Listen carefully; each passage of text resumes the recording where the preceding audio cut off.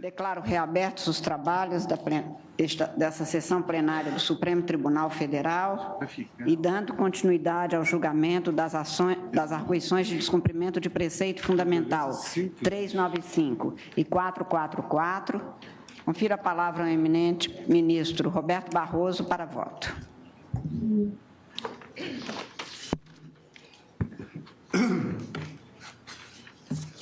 Presidente, caros colegas, advogados, estudantes presentes, eu começo o meu voto, em primeiro lugar, cumprimentando o eminente ministro Marco Aurélio pelos 28 anos de admiráveis serviços bem prestados ao Supremo Tribunal Federal e à Justiça brasileira. O ministro Marco Aurélio gosta de dizer que a gente concordava mais quando eu era advogado do que agora que eu sou juiz. Mas quero dizer que o meu apreço e a minha admiração por Vossa Excelência subsistem rigorosamente idênticos.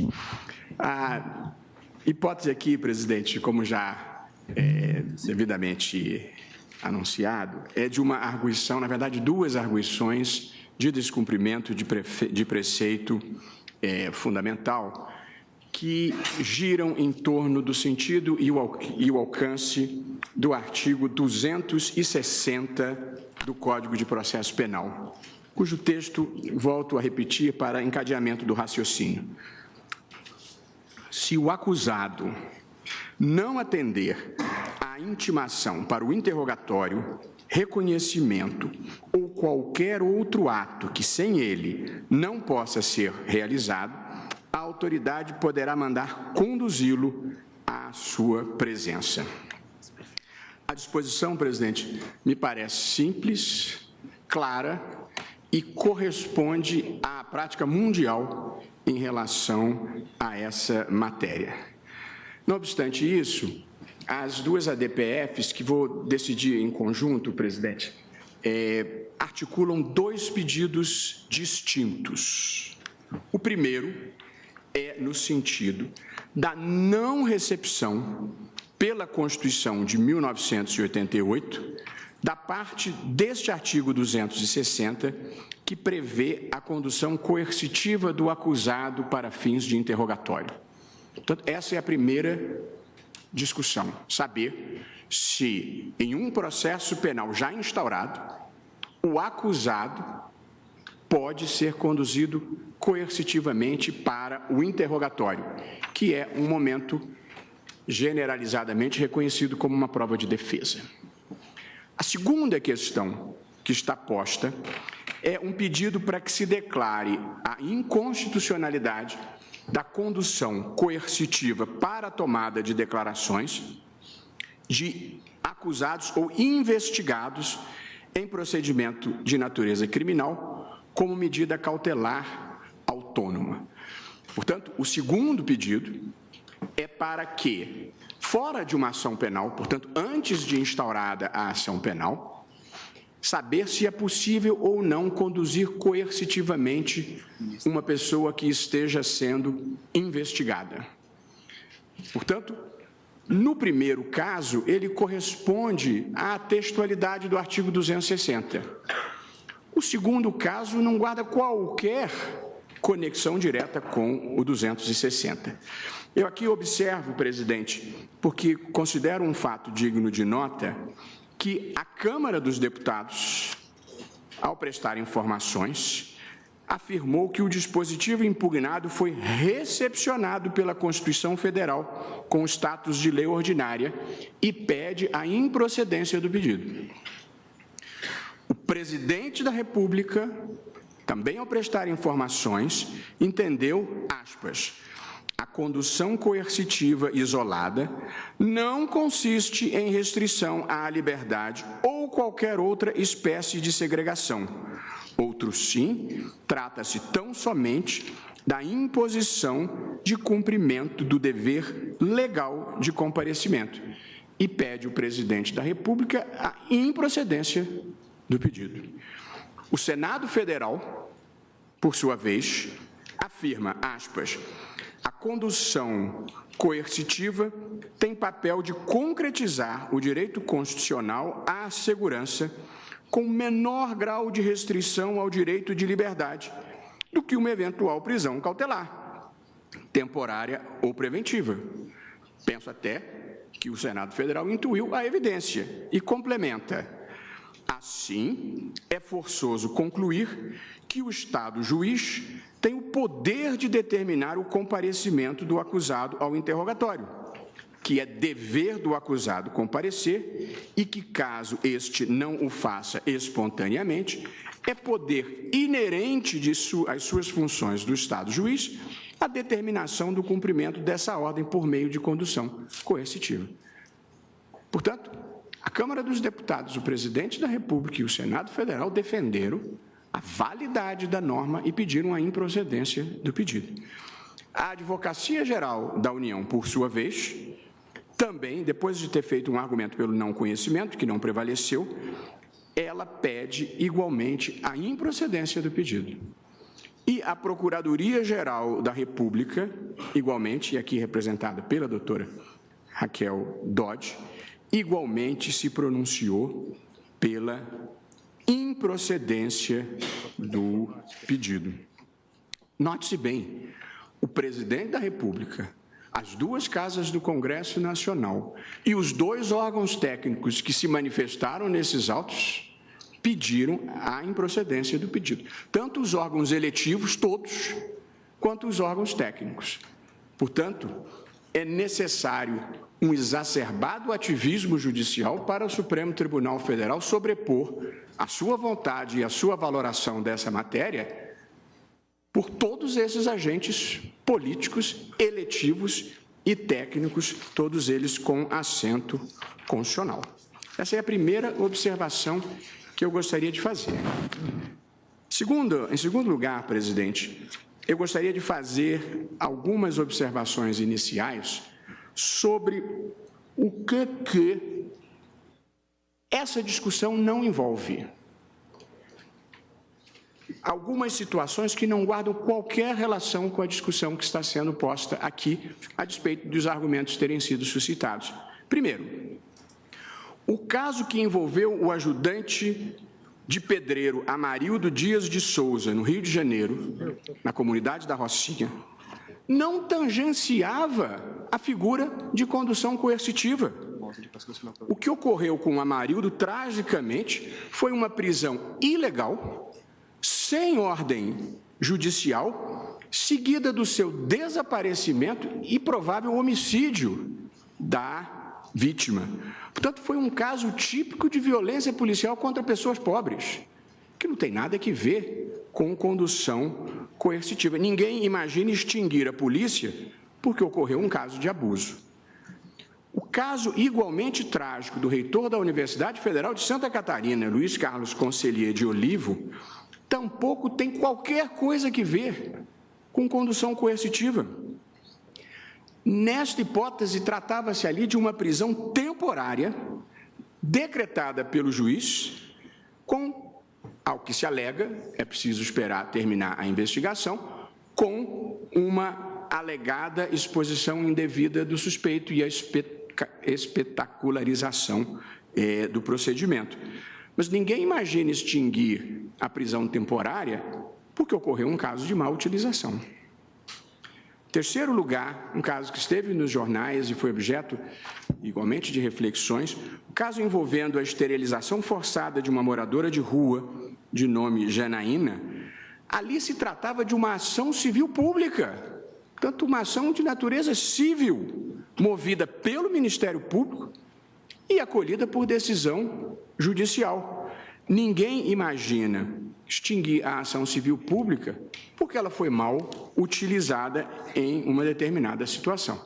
Portanto, eu gostaria desde logo de afastar desses casos que foram invocados aqui, penso eu, com todas as vênias, sem pertinência e menos ainda equiparação com tortura do período militar. É preciso não ter estado lá para ver, para comparar um momento difícil que nós vivemos, mas ainda assim muitas vezes melhor do que se vivia naquela época. Aliás, e só para fazer um parênteses, eu verdadeiramente prefiro a Curitiba dos dias de hoje do que a de 1977.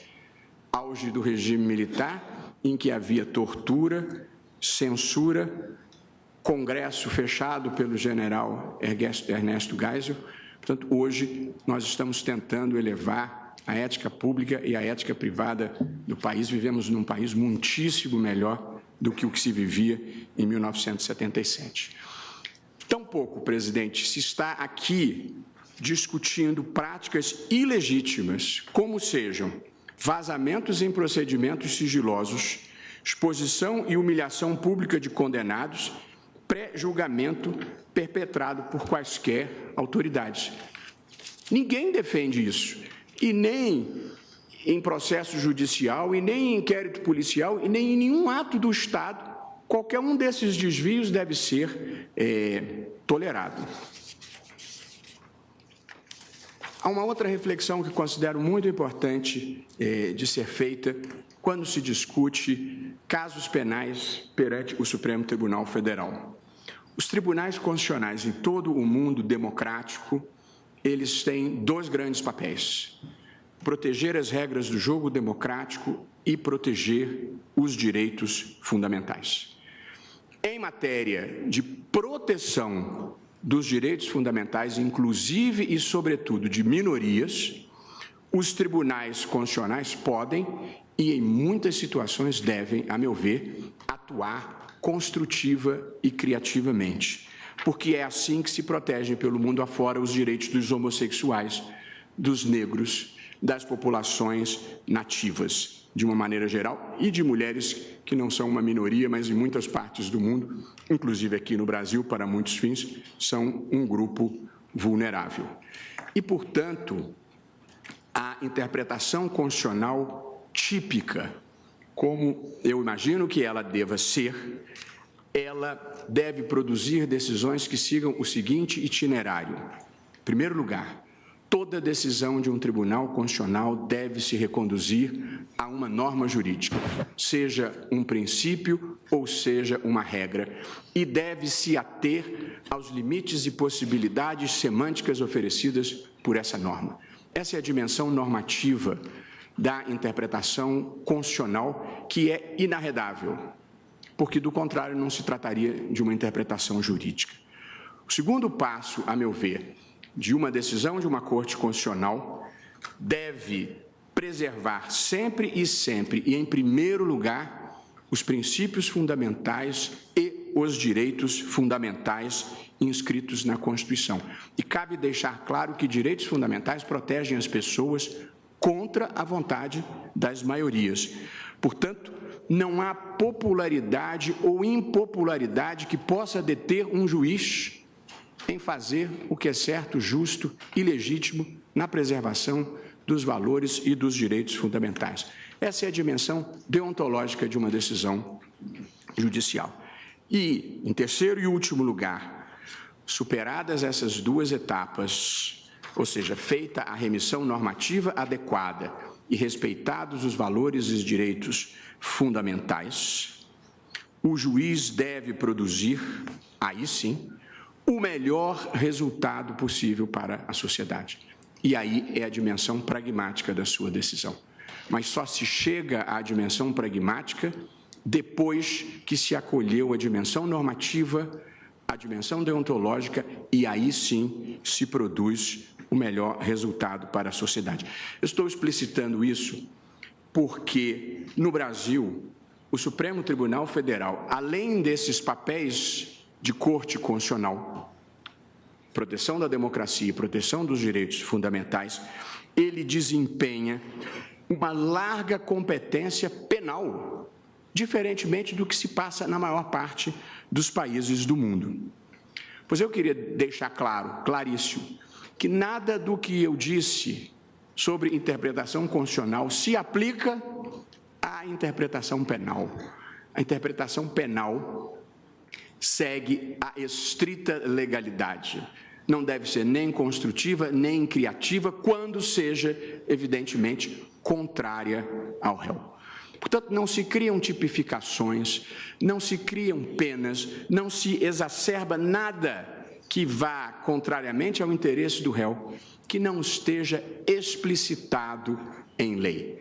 A reserva legal existe para proteger precisamente os acusados em matéria penal. E, portanto, eu explicito isso. Em matéria penal não existe criatividade judicial. Vigora a legalidade estrita e eu desafio qualquer pessoa a demonstrar uma decisão condenatória minha que não tenha sido baseada em prova idônea ou inequívoca. Porém, presidente, eu aplico a todos, ricos e pobres, o mesmo direito penal. Não trato os pobres como se fossem invisíveis, nem os ricos como se fossem imunes. Nem viro os olhos para o outro lado se o réu for poderoso. Num país que sempre cultivou uma cultura de desigualdade na qual existem superiores e inferiores, e isso foi destacado no magnífico voto do ministro Luiz Edson Fachin, essa divisão entre os que estão ao alcance da lei e os que estão acima da lei, essa postura igualitária que tentamos implantar aqui, diversos de nós, provoca choro e ranger de dentes. Mas acho que há uma velha ordem que precisa ser empurrada para a margem da história e acho que o nosso papel é empurrá-la. Ninguém, presidente, deseja um Estado policial, uma sociedade punitiva ou um direito penal onipresente. Mas aqui é de novo preciso fazer um esclarecimento onde existem confusões deliberadas. O Estado que pune o empresário que ganha a licitação porque pagou propina ao agente administrativo não é um Estado policial, é um Estado de justiça. O Estado que pune o dirigente de instituição financeira que obtém ganhos superiores aos outros porque paga propina para obter inside information não é um Estado policial, é um Estado de justiça. O Estado que pune o agente político que achaca empresas sob ameaça de prejudicar arbitrariamente os seus negócios não é um Estado policial, é um Estado de justiça. Portanto, o choro e ranger de gentes é contra um direito penal mais igualitário, não é contra o punitivismo. E acho que nós não podemos participar do pacto oligárquico que protege essa gente. O artigo 260 do Código de Processo Penal, presidente, constou da redação original que está em vigor desde 3 de outubro de 1941. Portanto, está em vigor há quase 80 anos, 30 dos quais sob a vigência da Constituição de 1988. Concorre a uma passagem para Zurique, na Suíça, para as Ilhas Virgens ou para as Ilhas Cayman, quem adivinhar o que aconteceu de novidade no Brasil para justificar a súbita indignação contra a condução coercitiva, tantos anos após a sua vigência, quase 80 anos de vigência, 30 anos sob a Constituição de 1988. Eu arrisco um palpite, é que o direito penal finalmente vai chegando, aos poucos, com atraso, mas não tarde demais, ao andar de cima, aos que sempre se imaginaram imunes e impunes. Gente que paga tudo com dinheiro vivo, desconhece o sistema bancário. Gente que vive de dinheiro fácil, gente que vive com o dinheiro dos outros, gente que vive com dinheiro desviado. E agora que juízes corajosos rompem este pacto oligárquico de impunidade e de imunidade e começam a delinear um direito penal menos seletivo e a alcançar criminosos do colarinho branco, há um surto de garantismo. É o mal travestido de bem. Violência policial, direito penal do autor, abuso de autoridade judicial, nada disso faz parte da minha visão de como deve funcionar o sistema punitivo no Brasil. O direito penal deve ser moderado, sério e igualitário. Como escreveu Ademar Borges de Souza Filho, abro aspas, o Estado brasileiro criou uma expectativa de impunidade sistemática para um grupo de pessoas que tradicionalmente dispunham de poder político e econômico. E acrescenta, o sistema de justiça criminal brasileiro se institucionalizou com base na cultura da ilegalidade em relação aos excluídos e da impunidade em relação aos privilegiados. E continua, precisamos de um processo de integração dos excluídos, integração de baixo para cima, e dos privilegiados, integração de cima para baixo. Em suma, ninguém deseja universalizar, transferindo dos mais pobres para os mais ricos, um direito penal de abusos, de desrespeito aos direitos fundamentais, de tolerância com a violência policial. A equalização que precisamos é um direito penal mais manso no andar de baixo e mais sério no andar de cima. E, sobretudo, igualitário. É à luz dessas reflexões, presidente, que eu passo a decidir a questão. E há duas questões de direito, como observei no início do meu voto. Primeiro, um pleito de não recepção pela Constituição de 88, da parte do artigo 260 do Código de Processo Penal, na parte em que prevê a condução coercitiva para fins de interrogatório. E o segundo ponto é a declaração de inconstitucionalidade de condução coercitiva do investigado.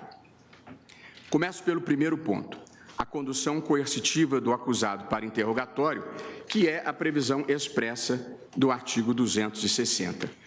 E aqui, presidente, faço a seguinte observação. O ato que genericamente se identifica como interrogatório do acusado divide-se, na verdade, em duas partes distintas. Esta é a dicção do artigo 186. Depois de devidamente qualificado e cientificado do inteiro teor da acusação, o acusado será informado pelo juiz, antes de iniciar o interrogatório, do seu direito de permanecer calado e de não responder perguntas que lhe forem formuladas. Portanto, a primeira parte do interrogatório é para a qualificação do acusado e para que se lhe dê ciência, porque ele deve ter esse direito, da acusação que a ele está sendo feita. E a segunda parte do interrogatório é que é a arguição sobre os fatos propriamente ditos. Relativamente à primeira parte, ao comparecimento para ser identificado e tomar ciência da acusação, o acusado tem o dever de comparecer, como respeito à justiça e às necessidades da justiça no âmbito do processo penal. E aqui eu faço uma observação que é muito importante e que me foi passada pelo atual secretário, ministro de Direitos Humanos, é que cerca de 1/3 das pessoas que estão presas ou erradamente ou com o nome errado, ou porque há homonímia, ou porque prestaram informação falsa sobre a sua qualificação. Eu não fiz a pesquisa, mas apenas para documentar que há um problema, sim, em relação à qualificação e à identificação de quem está sendo enviado para o sistema penal. Em segundo lugar, há atos processuais em que a presença do acusado é indispensável, até porque envolve reconhecimento pela testemunha. Como é que o sujeito pode se recusar a participar de um ato em que a presença dele é indispensável?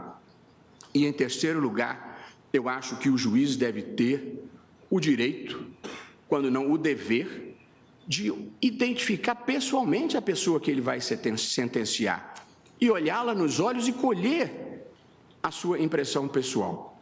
De modo que, relativamente à qualificação e reconhecimento do acusado, que é a primeira fase do interrogatório, eu acho que simplesmente não há como abdicar do dever de exigir o comparecimento do acusado. Agora, uma vez tendo comparecido e tendo sido identificado e qualificado, ele tem assegurado o seu direito de permanecer calado, o seu direito de permanecer em silêncio. Este é o direito à não autoincriminação. Portanto, a não autoincriminação não significa inexistir um dever de comparecer. Significa existir o direito fundamental de permanecer calado. E mais do que o direito de permanecer calado, o direito à não autoincriminação significa mais. Significa que o juiz não poderá, em razão do silêncio do acusado, 1, tomar os fatos como verdadeiros. 2, aumentar a pena do acusado. 3, considerar tal conduta como crime de desobediência. Ou seja, não é possível trazer-se qualquer prejuízo para o acusado, pelo seu comparecimento ao interrogatório e exercício do direito de permanecer calado. Mas comparecer, ele tem que comparecer. Agora, para que não haja nenhuma dúvida, só cabe condução coercitiva se ele tiver sido intimado e tiver injustificadamente deixado de comparecer. Aí sim é possível a condução coercitiva.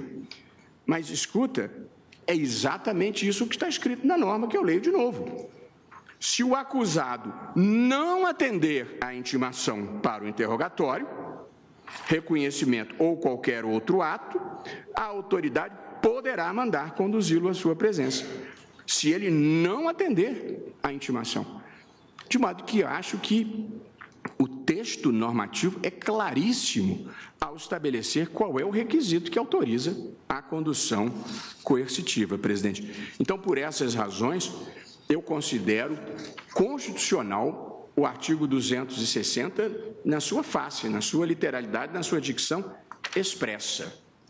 E, portanto, julgo improcedente o pedido quanto a este primeiro debate.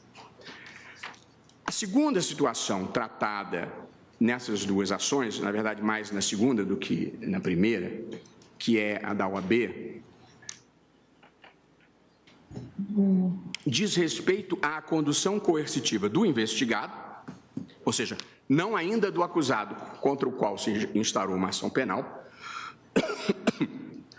Vale dizer que o que se discute é saber se é legítimo, mediante ordem judicial, portanto, sob reserva de jurisdição, que a autoridade leve o investigado a prestar depoimento forçadamente, mesmo que ele não queira fazê-lo espontaneamente. Eu gostaria de dizer que esta possibilidade não é explicitada em parte alguma do 260.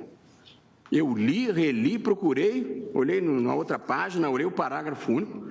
Não está dito nada disso aqui, no artigo 260.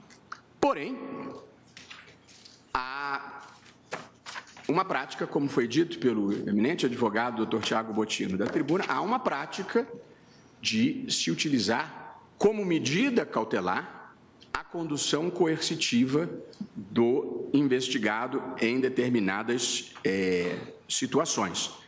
Eu repito que não consigo extrair esta previsão do artigo 260. Mais facilmente eu a extrairia dos artigos que cuidam das medidas cautelares penais lá na frente. Porém, eu penso aqui, presidente, e acho que esse é um ponto crucial do debate relativamente à medida cautelar, eu penso que é possível a condução coercitiva do investigado como medida cautelar. E aqui vou fazer um ponto antes de prosseguir. Como regra geral, o investigado deve ser intimado para comparecer, sem condução coercitiva, e deverá comparecer. Somente se ele, intimado, não comparecer, é que eu acho que ele pode ser conduzido coercitivamente. Essa é a primeira observação importante. Portanto, eu analogicamente estou aplicando o 260, que vale para os acusados, também para os investigados. Mas há uma situação diferenciada que precisa ser enfrentada. É que há situações em que o juiz pode decretar a prisão temporária ou mesmo a prisão preventiva.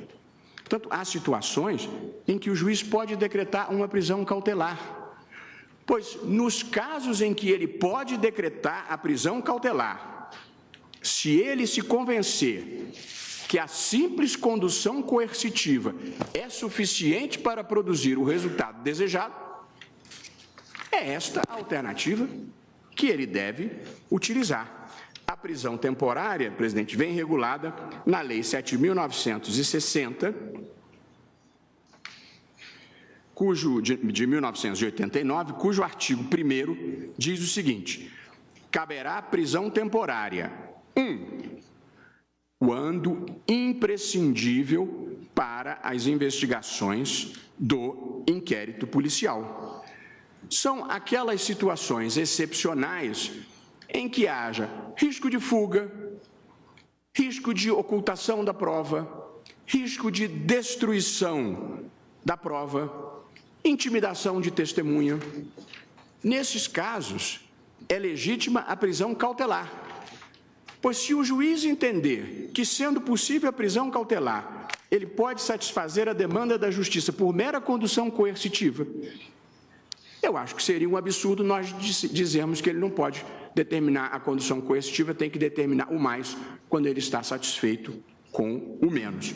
E, portanto, eu penso que aqui o mandamento constitucional da proporcionalidade, na modalidade vedação do excesso, é plenamente aplicável. Se há um modo menos severo de eu atender à demanda da justiça, menos restritivo a um direito fundamental, que é a liberdade de ir e vir, por qual razão nós haveríamos de impor a prisão cautelar, que é um meio mais gravoso? E eu penso que aqui não há sentido em invocar a falta de previsão expressa dessa medida cautelar. Porque a legalidade estrita em matéria penal, ela milita a favor do réu. Portanto, se eu posso ter uma medida alternativa, ainda que não expressa, que é mais benéfica para o réu, por qual razão eu abdicaria dela? Até porque, a meu ver, está implícito no poder de prender, que é mais o poder de mandar coercitivamente. Porque se alguém quiser radicalizar o que seja a condução coercitiva, é uma prisão temporária de curtíssimo prazo. Portanto, por que eu teria que decretar uma prisão? E, na verdade, nem é isso. Mas, se radicalizar, se poderia dizer isso.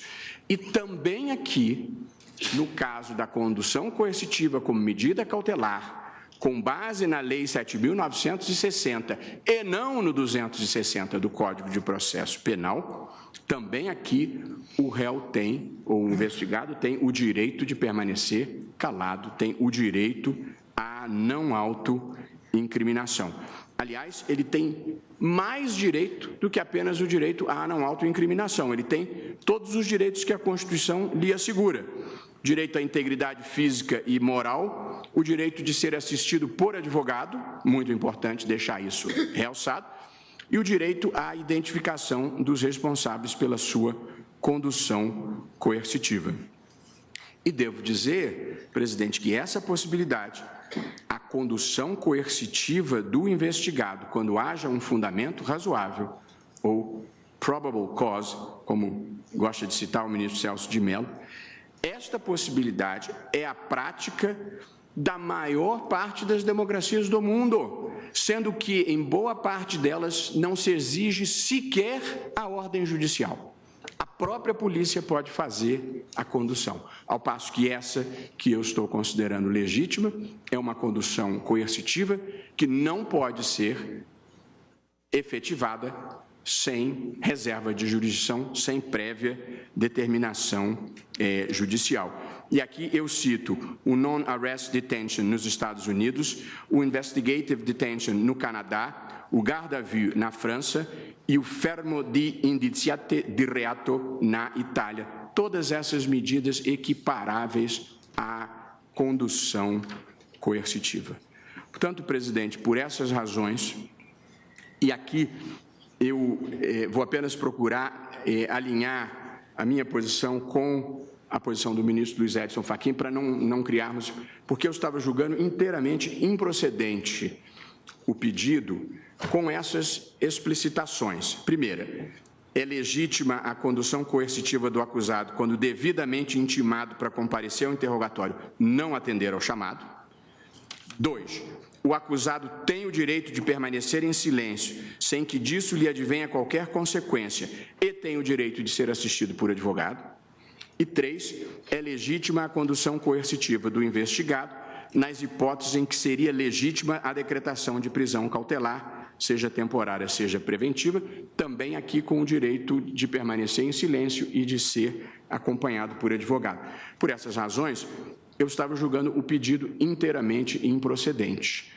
O ministro Fachin, no entanto, julgou o primeiro pedido inteiramente improcedente e o segundo pedido procedente.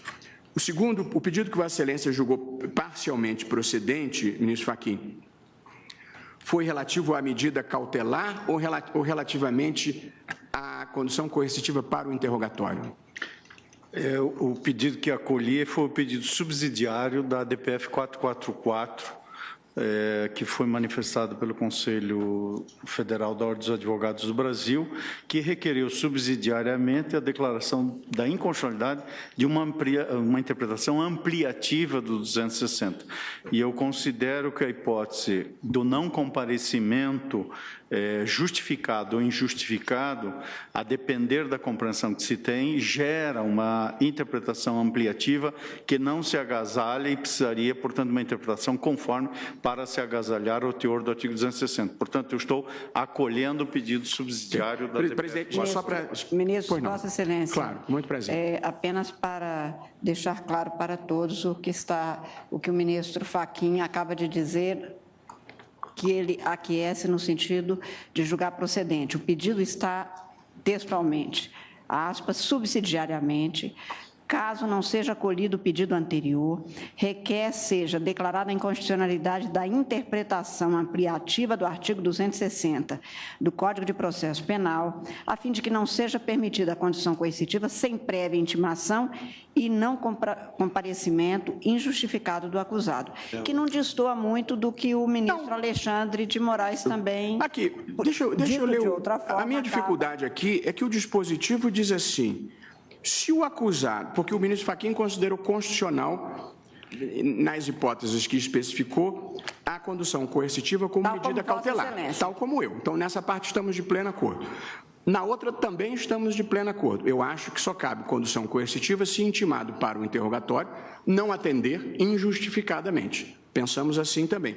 Só que eu leio no 260 isso, que diz: se o acusado não atender a intimação para o interrogatório, a autoridade poderá mandar conduzi-lo à sua presença. Portanto, eu tenho um pouco de dificuldade de interpretar conforme a Constituição para dizer o que já está dito. Mas como há total congruência entre as nossas posições, eu acho que vou aguardar até o final dos outros votos para ver se justifica nós nos reajustarmos aqui mutuamente. Como de todo jeito, eu preciso de computar o voto. Eu estou acompanhando o ministro Fachin. Vota exatamente no mesmo sentido do ministro Edson Fachin, ou seja, julgando parcialmente improcedente para... Então, parcialmente procedente... Não. Peraí. Ficou uma dúvida no ministro Fux que eu gostaria de deixar claro. Deve-se intimar, seja o acusado, seja o investigado previamente. Porém, nas hipóteses em que é admitida a prisão cautelar, é possível a condução coercitiva independentemente da intimação.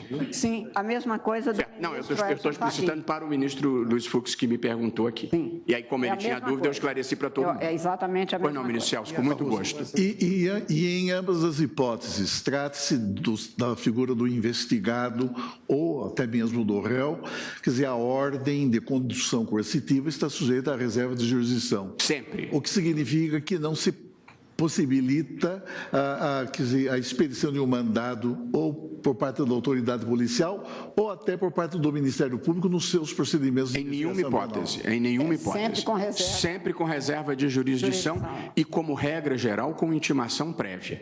Só por exceção a condução coercitiva será legítima sem intimação prévia. Qual é a exceção? As hipóteses em que poderia ser decretada a prisão cautelar. Sim. No que estão de acordo, inclusive não muito longe do ministro Alexandre de Moraes. Só para a gente ter clara a divergência de Vossa Excelência.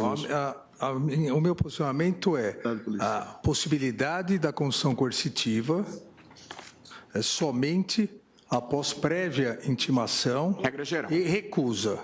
Eu entendo, vou ouvir os debates, posso até adequar, mas eu entendo que não há a possibilidade legal de uma hipótese de decretação de prisão que seja absolutamente idêntica à condução coercitiva para interrogatório. Por isso, Vossa Excelência exclui a possibilidade de decretação direta da condução coercitiva. Todas as hipóteses de prisão, seja prisão temporária, seja prisão preventiva, exigem mais do que isso. Exigem que, mesmo preso e levado a interrogatório e, eventualmente, opondo o direito ao silêncio, continue preso.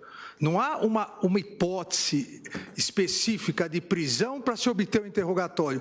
Então, nas hipóteses que o juiz entender que é caso de decretação de prisão, ele vai ter que fundamentar, e é sempre mais do que a condução coercitiva. Senão não haveria razão para a existência da condução coercitiva. E aproveito aqui também para fazer só uma consideração, um aditamento ao meu voto. E aí concordo com a colocação do ministro Luiz Roberto, quando se discute a cautelaridade, seria o mais correto realmente se discutir na parte de cautelares, mas o Código de Processo Penal só regulamenta a condução coercitiva nesse artigo, não nas cautelares. E a interpretação que vem sendo dada, e ambas as ações pedem exatamente uma definição, em relação ao artigo 260. É o artigo que os juízes vêm com base nele dizendo que, excepcionalmente, podem, com poder geral de cautela, determinar a condução coercitiva. Por isso é que, e disse a Vossa Excelência, eu não dei uma interpretação conforme, porque seria repetir, ao meu ver, o texto da lei. Eu excluí uma possibilidade, que é exatamente a possibilidade da cautelaridade. Pois não. Ministra Rosa Weber. Não, por favor. Né? Eu ia chamar o voto, mas Vossa Excelência... Apenas uma complementação. Eu tenho a impressão de que, ao ouvir o voto de Vossa Excelência entende possível a condução coercitiva por ordem da autoridade policial. Não, só autoridade judicial. Só autoridade judicial. Nem Ministério Público, nem autoridade policial. Até agora, todos no mesmo sentido quanto a isso. Ministra Rosa Weber. Senhora Presidente, apresento a todos os meus cumprimentos, em especial hoje ao eminente ministro Marco Aurélio, pelo aniversário de 28 anos no exercício da jurisdição constitucional. Eu sempre identifiquei o dia 13 de junho como a data de nascimento de Fernando Pessoa, 13 de junho de 1888, e também como o dia de Santo Antônio. Agora sei que o dia 13 de junho é também o dia da chegada de Vossa Excelência a esta